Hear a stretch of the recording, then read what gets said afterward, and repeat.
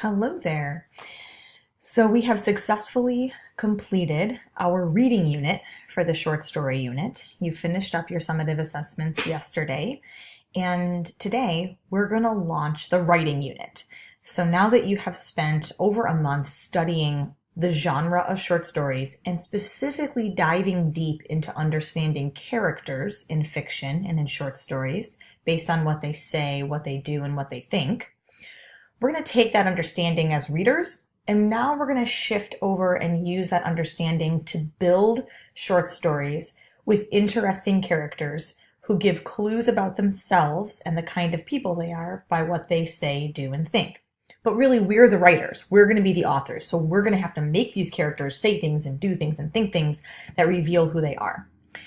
So we first are going to start by learning a couple different strategies writers use to get ideas for short stories. Where do they come up with these ideas? That can feel like an overwhelming task sometimes. So I'm going to break it down for you and teach you a couple different ways.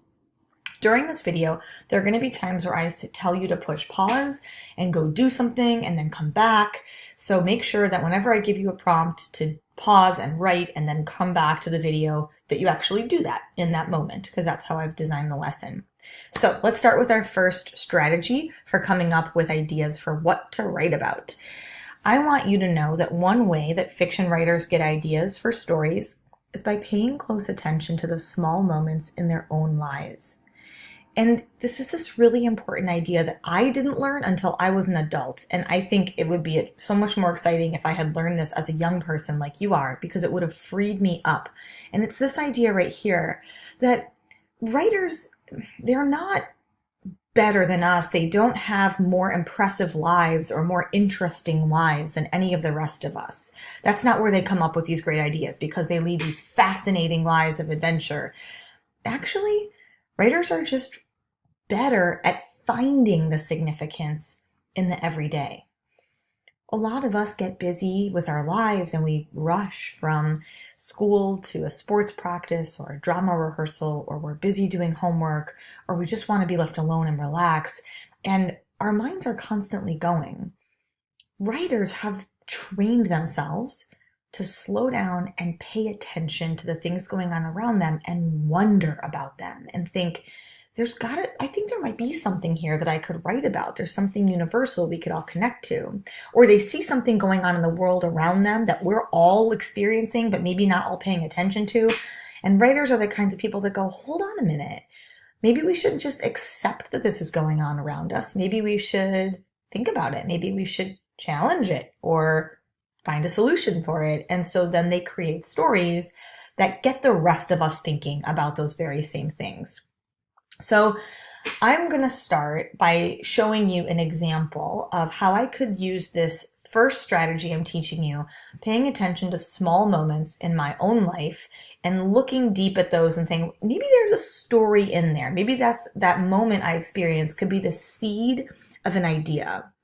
So I'm going to start by thinking about a time in my life when I felt strong emotion, because those are probably cues or clues that my body and my brain were giving me that I was experiencing something powerful. And maybe if I felt strong emotion because of that experience, then other people feel strong emotion because of that experience too, and can connect to it. So God, there's so many things that I could possibly write about, but when I was trying to think of something that you guys could relate to, a time in my life where I felt really strong emotion, I was actually thinking back to fourth grade. And in fourth grade, it was my second year at a new school. So I joined that school in third grade in the middle of the school year. So fourth grade was my first full year at this new school. And there was this girl in my class. Her name was Lee Forrest, and she was tall and she was beautiful and she was so popular. And I got assigned to work with her for a project for the social studies unit that we were doing. We had to make like a shoebox diorama, and she was assigned to me. And I was so excited that I was going to get to interact with her and hopefully make friends with her. So I can remember this time that I was at home.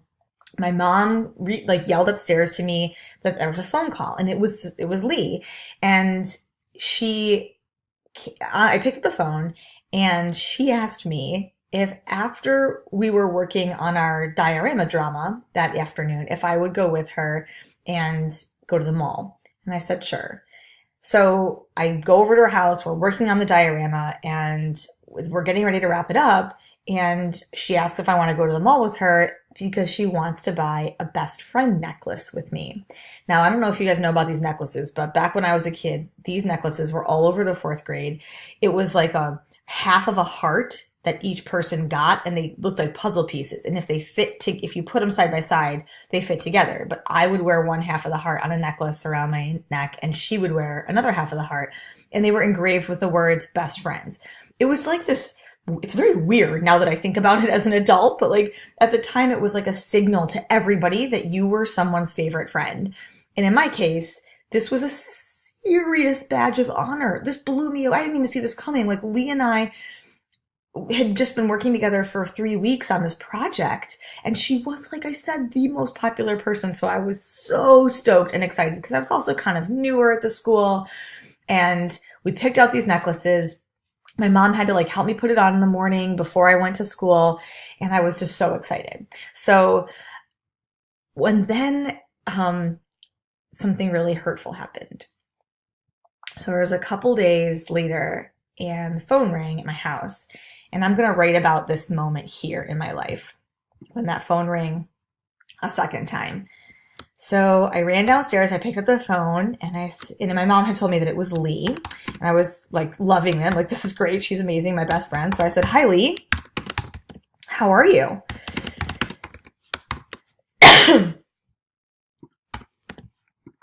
And I probably like squealed it because I was just so excited.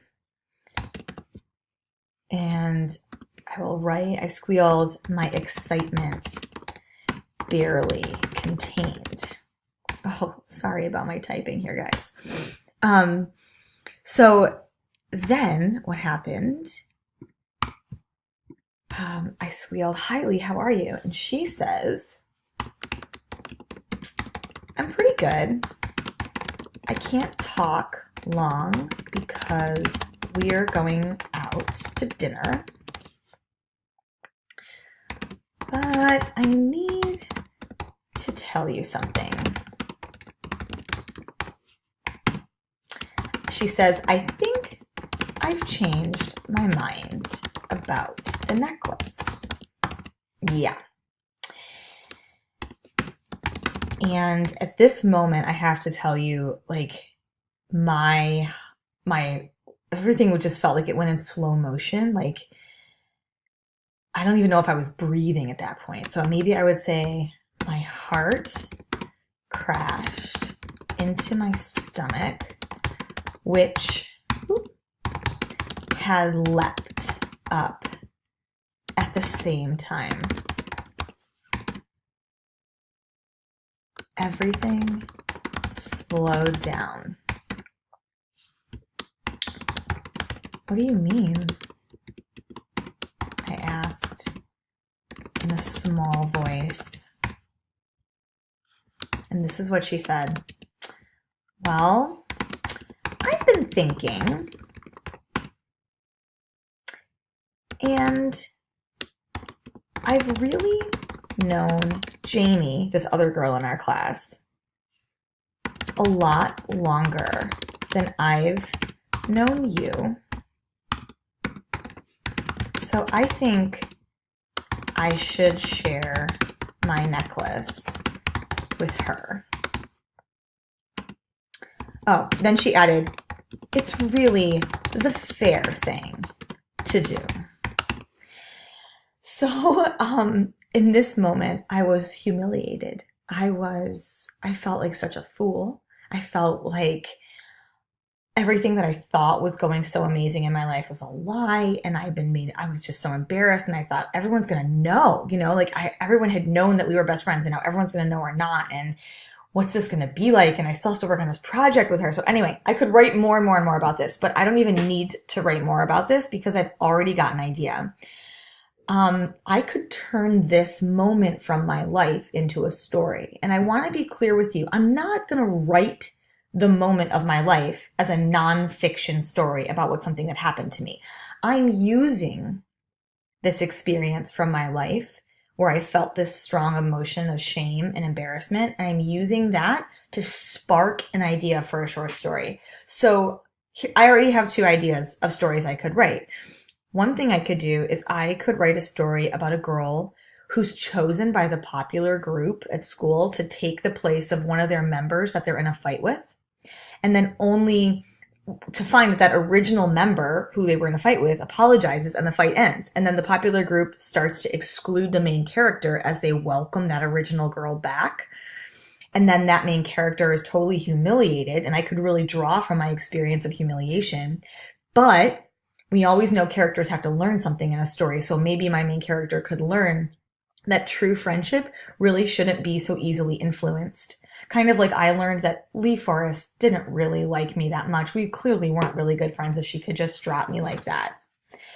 And then, you know what? I've even got another idea for a different story. So I could also write a story about a kid where I could have the protagonist be the one who ditches her own small group of less popular but good friends when the more popular student shows a sudden interest in her. But then that more popular student gets tired of their friendship and moves on. And the main character has to face the friends that she hurt and ask them to take her back. Now, that part didn't happen to me in real life, but that makes it a little bit more complicated and a little bit more interesting and not just this like sad, pathetic story like mine is. But here's the thing. What about if in this story, when she does try to get those old friends back, they won't take her back and she ends up without any friends for a while. And then she learns in that story maybe that you can't just ditch people and expect them to wait around for you or take you back easily. So those are 2 possible different stories I could write just out of this one moment. And both of them have a lesson that my main character will learn. And I can draw from my personal experiences to make a believable character in the fiction story that I could write.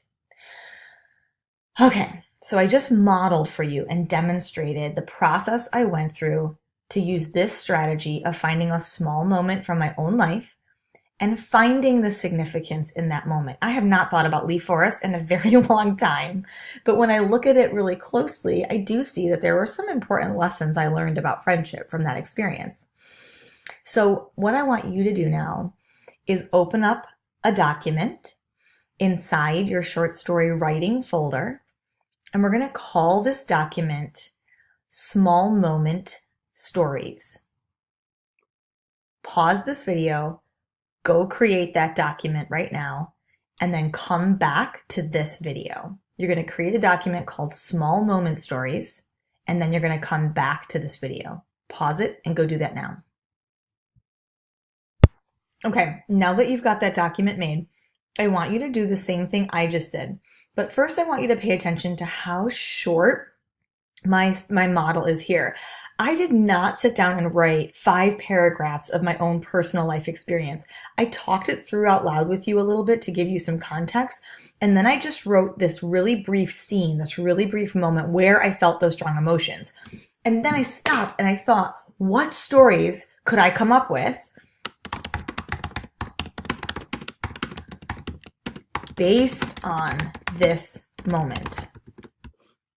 And so I want you to do the same thing. You're going to write about a moment you really experienced, and then you're going to write about some stories. You're going to put down some seed ideas, some stories that you could maybe come up with based on this experience, right? So like I said, I already came up with 2 different possible story ideas. I would write those right here underneath my small moment.